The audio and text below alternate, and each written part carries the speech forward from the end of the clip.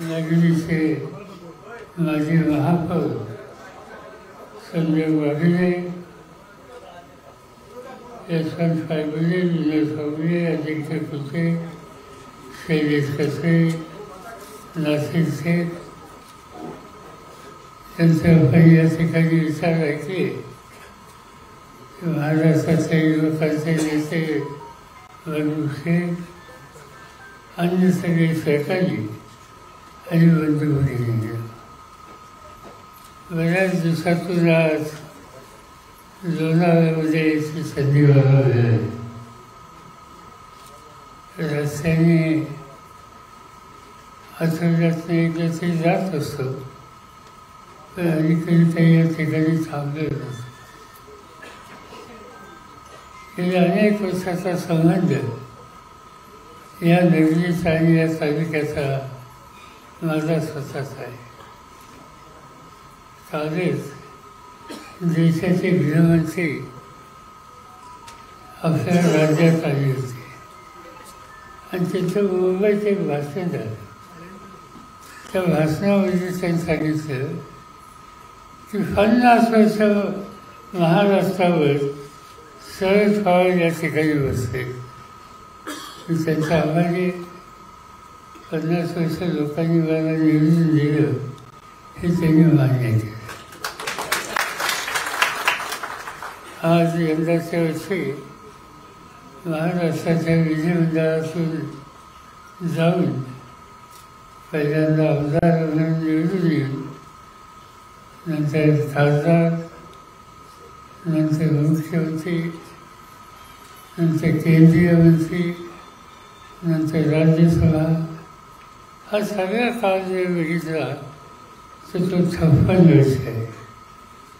आणि आज देशाच्या पार्लमेंटमध्ये एक माणूस सतत 56 वर्ष कुठे ना कुठे लोकांच्या कामात आहे असं चित्र नाही.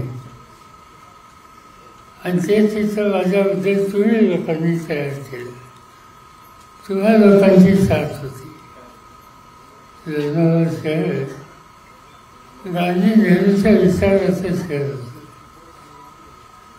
आणि महाबळ तालुका एका बाजूने गांधी नेहरूचा विचार, दुसऱ्या बाजूने जनसंघाचा विचार. आणि सुरुवातीच्या काळामध्ये मला तर रामभाऊ महाडीच नाव द्यायचे. रामभाऊ महाडी सुद्धा इथं आले. अनेक लोक हे जनसंघाच्या विचाराचे या तालुक्यात होते. पुणे जिल्ह्यामध्ये दुसरा कोणताही असा तालुका नव्हता की तिथं काँग्रेसही शक्तिशाली आणि जनसंघही शक्तिशाली. पण हे चित्र बदलायचा निर्धार आम्ही लोकांनी केला. त्याच्यामध्ये अनेक लोक सहकारी होते. तुम्हाला लोकांना काही लोक माहिती असतील तर जगन्नाथराव सातकर म्हणून आमच्या विधानसभेमध्ये होते. मदन शेठ होते, कृष्णराव भेगे होते. या सगळ्यांच्या सामुदायिक कष्टातून प्रयत्नातून हा तालुका, हा मतदारसंघ भाजप पक्षाकडनं काढला गेला आणि गांधी नेहरूंच्या विचाराला इथं आपण शक्ती द्यायला. महाराष्ट्रामध्ये एक वेगळी स्थिती निर्माण झाली आणि त्यामधून राष्ट्रवादी काँग्रेस पक्षाची स्थापना आम्ही लोकांनी केली. ही स्थापना करत असताना विचारधारा ही बदलली नाही. विचारधारा ही गांधी नेहरूंची. आज देशाची सत्ता ज्यांच्या हातामध्ये आहे ते गांधींचं नाव घेतात आणि जवाहरलाल नेहरूंना शिव्या घालतात. हा देश स्वातंत्र्याच्या पूर्व काळामध्ये स्वातंत्र्य देण्याच्यासाठी ज्यांनी कष्ट केले, ज्यांनी आयुष्याचा उमेदीचा काळ इंग्रजांच्या तुरुंगामध्ये घालवला, ज्यांनी गांधींचं नेतृत्व स्वीकारलं, सुभाषबाबूंचं नेतृत्व स्वीकारलं, तसं जवाहरलाल नेहरूंचं सुद्धा नेतृत्व आणि योगदान या देशाच्या स्वातंत्र्याच्यासाठी होते. आणि देश स्वतंत्र करण्याच्यासाठी ज्यांनी कष्ट केले, पुढाकार केले, त्याची नोंद ही जाणकारांनी घ्यायची असते. आणि देशाचे प्रधानमंत्री आज सगळ्यात जास्त टीका ही जवाहरलाल नेहरू आणि त्यांच्या विचारावर करत असतात. त्याची गमतीची गोष्ट आहे. आज आपण रोज बघतो, आज देशाचे प्रधानमंत्री प्रत्येक दिवशी एक वर्तमानपत्र तुम्ही काढा, त्याच्यात पूर्ण फार जाहिरात आहे की नाही, रोज जाहिरात आहे.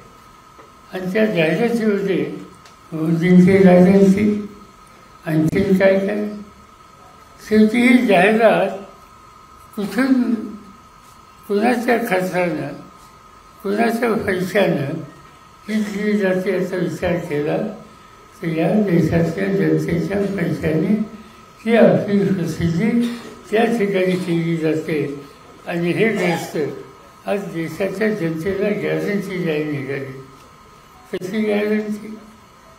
आज या देशामध्ये शेतीचं उत्पादन वाढवायचं.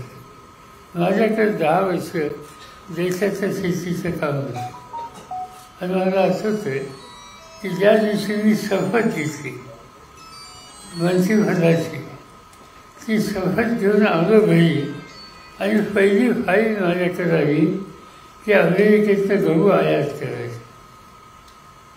मी सही केली नाही. मी अस्वस्थ झालो की कृषीप्रधान देश म्हणायचा, शेतकऱ्यांचा देश म्हणायचा आणि आमच्या देशाच्या जनतेला गहू आणि तांदूळ हे परदेशात आणायचं. हे तिथं बदललं पाहिजे. आणि तो निर्धार केला.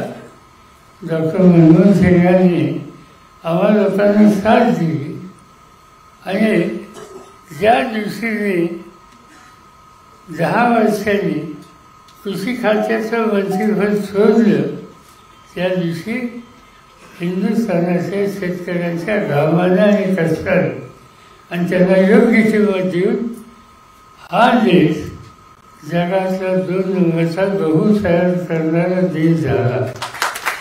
हा देश जगाचा 1 नंबरचा तांदूळ तयार करणारा देश झाला. हा देश जगात 2 नंबरची साखर उत्पादन करणारा हा देश झाला.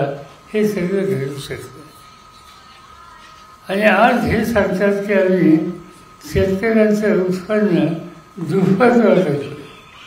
आता 10 वर्ष होतील मोदींना सत्तेत येऊन उत्पन्न दुप्पट वाढले का? एकच गोष्ट वाढली की शेतकऱ्यांच्या आत्महत्या वाढल्या. कष्ट करणारा, काळ्या आईची सेवा करणारा शेतकरी त्याच्या मालाची किंमत योग्य मिळत नाही.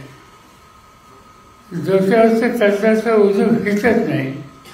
घराची थकबाकीमुळं कर्जबाजारी झाल्यामुळं घरच्या सामानाचा लिलाव निघतो आणि त्यामधून सुटका व्हावी या हेतूनं शेवटी तो शेतकरी बळीराजा आत्महत्याच्या रस्त्यावर जातो.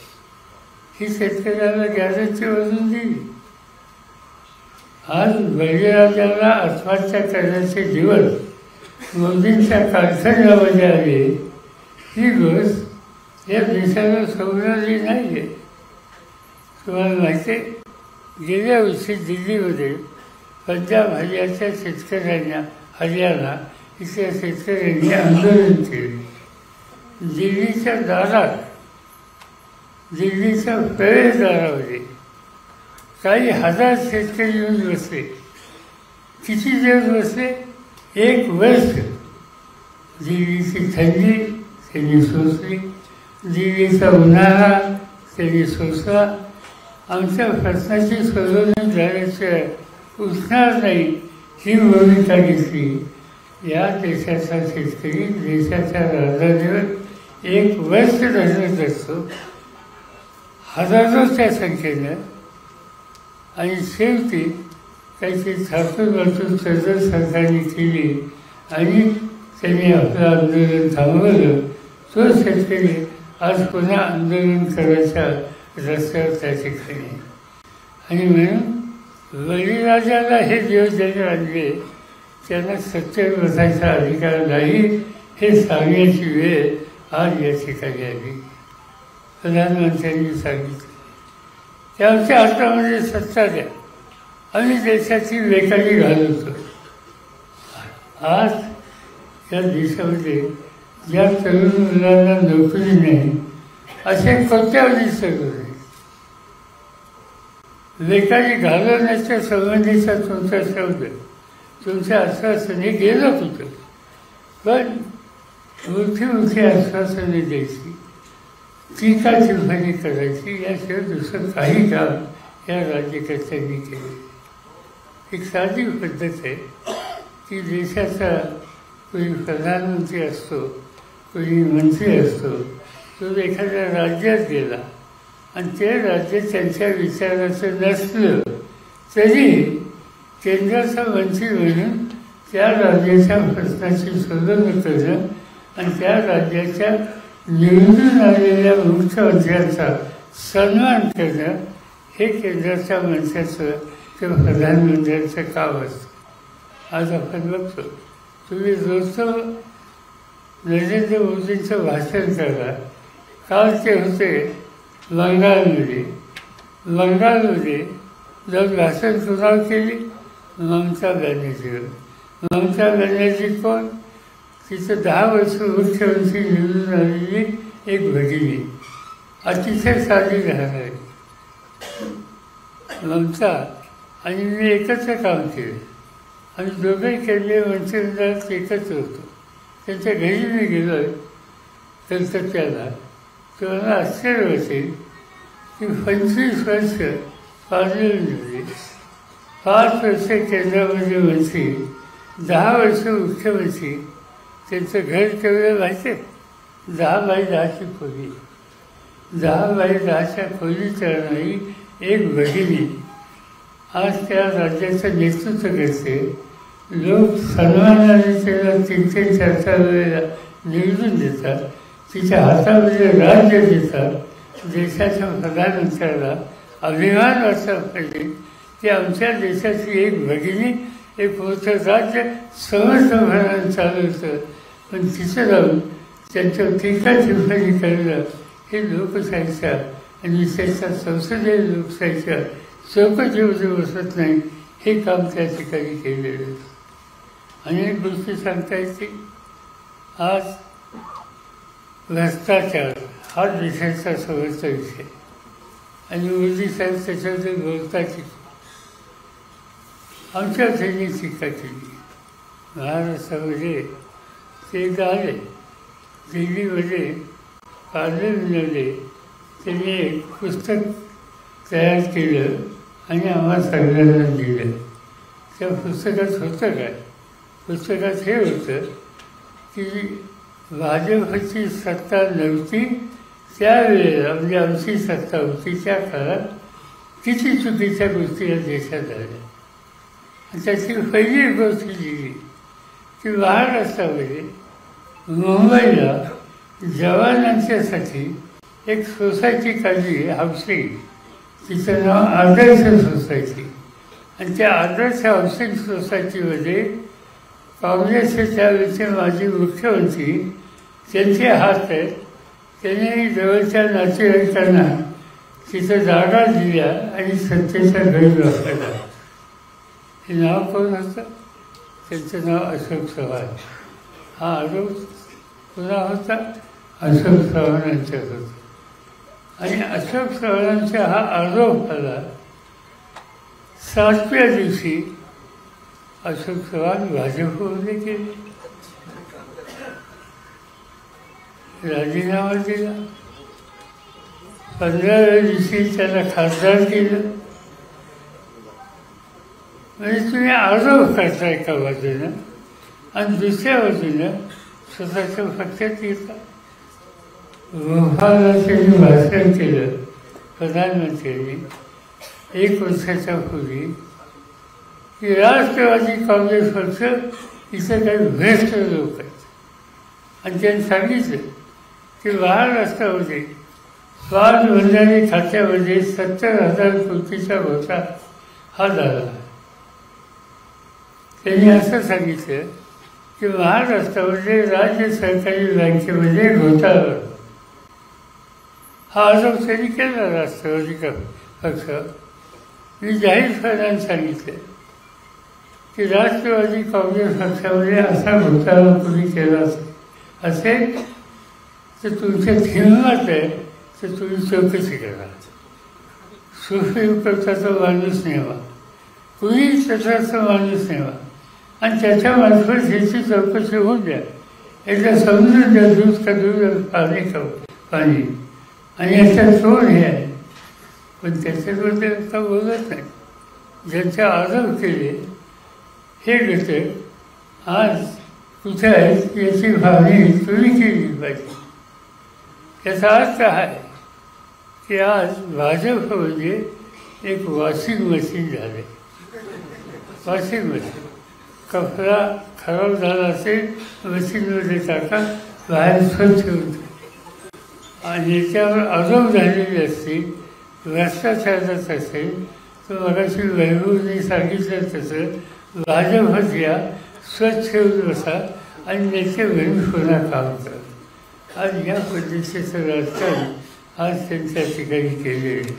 आणि म्हणून सत्तेचा एका बाजूने गैरवापर, विरोधकांच्यावरची खोटी टीका आणि त्या पद्धतीने देश मी चालवणार हे सूत्र घेऊन आज भाजप आणि विशेषतः मोदी साहेब आणि त्यांची सरकारी देशाचं काम चाललं. अनेक गोष्टी सांगता येतील. सत्तेचा गैरवापर तर इतका आहे. आज झारखंड नावाचं राज्य आहे, आदिवासींचं राज्य, आदिवासी मुख्यमंत्री होता, त्याचा आरोप केले आणि आज त्याला तुरुंगात टाकलं. राज्याच्या मुख्यमंत्र्यांना तुरुंगामध्ये टाकलं. दिल्लीमध्ये गेले 10 वर्ष अरविंद केजरीवाल नावाचे मुख्यमंत्री आहेत. मी पार्लमेंटचा मेंबर म्हणून दिल्लीमध्ये राहतो. दिल्लीमध्ये प्राथमिक शिक्षण असो, आरोग्याच्या सुविधा असो, अशा अनेक गोष्टी आहेत की कोणत्याही राज्यापेक्षा अधिक चांगलं काम आज दिल्लीमध्ये अरविंद केजरीवाल मुख्यमंत्री असलेल्या सरकारने त्या ठिकाणी केलेलं आहे. आणि म्हणून चांगलं काम केलं, जगातले लोक दिल्लीमध्ये येतात आणि या कामाची पाहणी करतात. त्याचं कौतुक करायच्या ऐवजी त्याच्या नोटिसेस पाठवल्या. आजच पेपरला छापून आलं आहे की आता 8वी नोटीस त्यांना पाठवली आणि मला शंका अशी आहे की ती नोटीस समन्स ते त्यांनी घेतलं आणि ते गेल्याच्या नंतर त्यांना तुरुंगात टाकायचं राहिलं. मुख्यमंत्र्यांना तुरुंगात टाकायचं. झारखंडचं टाकलं, आता दिल्लीचा नंबर आहे. महाराष्ट्रामध्ये अनिल देशमुख नावाचे गृहमंत्री होते नागपूरचे. त्यांचा आरोप केला की यांनी 100 कोटी पैसे एका शिक्षण संस्थेला घेतले. 100 कोटी. आज महाराष्ट्राचा पोलीस खात्याचे मंत्री, गृहमंत्री त्यांना अटक केली. 6 महिने तुरुंगात ठेवले आणि शेवटी कोर्टामध्ये त्यांना शोधण्यात आलं आणि शोधल्याच्या नंतर 100 कोटी वगैरे याच्यात तथ्य नाही. 1 कोटी रुपयाची देणगी कॉलेजची इमारत बांधण्याच्यासाठी चेकने घेतली, हा विषय त्या ठिकाणी निघाले आणि त्यांना अटक केली. आज बाळासाहेब ठाकरेंनी शिवसेना स्थापन केली. मराठी माणसाच्या प्रश्नाची मांडणी ते सामना वृत्तपत्रातून करतात.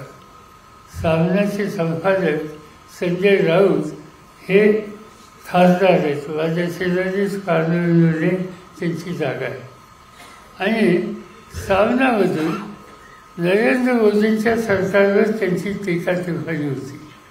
त्यांना अटक केली, त्यांना 4 महिने तुरुंगामध्ये टाकले. लोकशाहीमध्ये लिखाणाचं स्वातंत्र्य आहे का नाही? अगदी जुन्या काळापासून आपण बघितलं, जवाहरलाल नेहरू असो, इंदिरा गांधी असो, आणखीन कोणते मोठे नेते असो, यांच्यावर अनेकांनी टीका केली, त्यांच्या धोरणावर टीका केली. पण नेत्याच्या टीका केली म्हणून लेखकाला किंवा संपादकाला तुरुंगात टाकलं जातं, हे या देशात कधी घडलं नाही. ते हल्लीच्या राज्यकर्त्यांच्या कालखंडात घडलेले. याचा अर्थ एकच आहे की आज हे जे मोदींचं सगळं कारभार चाललेलं आहे, या देशातल्या लोकशाहीला संकटात नेणार आहे. आणि ही देशाची लोकशाही संकटात आली तर सामान्य माणसाचे अधिकार जातील, उद्ध्वस्त होतील. आणि म्हणून 2 गोष्टीच्यासाठी काय वाटेल ते झालं ते आपल्याला जागृत राहावं लागेल. आणि ते म्हणजे मूलभूत लोकशाहीचं स्वातंत्र्य आणि या देशाची घटना हिचं संरक्षण करणं हे तुमचं माझं सगळ्यांचं काम आहे. आणि ते करण्याच्यासाठी आता निवडणुका आल्या, त्या निवडणुकीमध्ये आपल्याला एकत्र राहून विचार करावा लागेल. आज वाहन असावे. आम्ही एकत्र बसून प्रयत्न केले. मी स्वतः, उद्धव ठाकरे आणि काँग्रेस पक्ष आणि काही मित्र पक्ष आम्ही घेऊन एक महाविकास आघाडीची स्थापना केली. कालच आमची बैठक झाली. याच्या आठवड्यामध्ये आम्ही सगळ्या उमेदवारांची निवड आणि या गोष्टी कायम करू. एकत्र राहून लोकांना पर्याय देऊ. माझी तुला सगळ्यांना विनंती आहे की आम्हा सगळ्यांच्या वतीनं महाराष्ट्र विकास आघाडीचे जे पुढे उमेदवार असतील त्यांच्या भाषेची तुम्ही शक्ती उभं करणं ही जबाबदारी तुला सगळ्यांची. आजकाल बापनासाहेब सांगत होते की इथल्या काही लोकांनी, आमदारांनी आजच्या मिटिंगला तुम्ही येऊ नये यासाठी सुद्धा काही दमदाटी केली.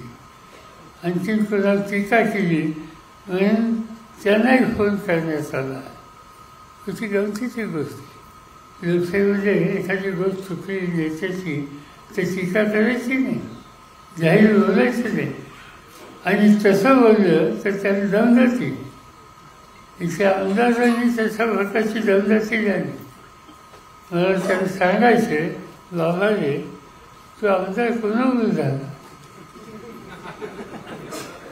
तुझ्या सगळ्याला इथं फोन आलं होतं. त्यावेळेचा पक्षाचा तुझा अध्यक्ष कोण होता? फॉर्म भरायला खून चिन्ह यासाठी नेत्याची सही जाते, ती सही माझी आहे. आणि आता सही आणि तुम्ही आज त्याच पक्षाच्या त्याच विचाराच्या कार्यकर्त्यांनी जे तुम्हाला निवडून आणण्याच्यासाठी रावले, घाम गाळला, आज त्यांना तुम्ही दमदाटी करता. माझी विनंती आहे, एकदा दमदाटी दिली तर वास. पुन्हा असं काही केलं तर शरद पवार म्हणतात त्यांना काळजी करू. मी या रस्त्याने कधी जात नाही, पण या रस्त्याने जाण्याची स्थिती कुणी निर्माण केली तर सोडत नाही. आज तुम्ही लोकांनी या ठिकाणी आम्हा सगळ्यांना आग्रहानं बोलवलं, तुमच्याशी बोलायची, संवाद साधायची संधी दिली, त्याबद्दल आपल्या सगळ्यांचा मी आमच्या खऱ्यापासून आभारी आहे. हे जे आमचे 3 पक्ष आहेत, तिघांच्या ज्या खुल्या आहेत, ज्याचा उमेदवार येईल त्याचा विचार करा. एक खून शिवसेनेची मशाल आहे, राष्ट्रवादीची खून तुतारी धडक माणूस आहे, आणि काँग्रेसचे खून पंजा आहे. या तिन्हीपैकी जसा उमेदवारी असेल त्याच्या पाठीशी शक्ती उभी करा, एवढंच सांगतो. माझे जनता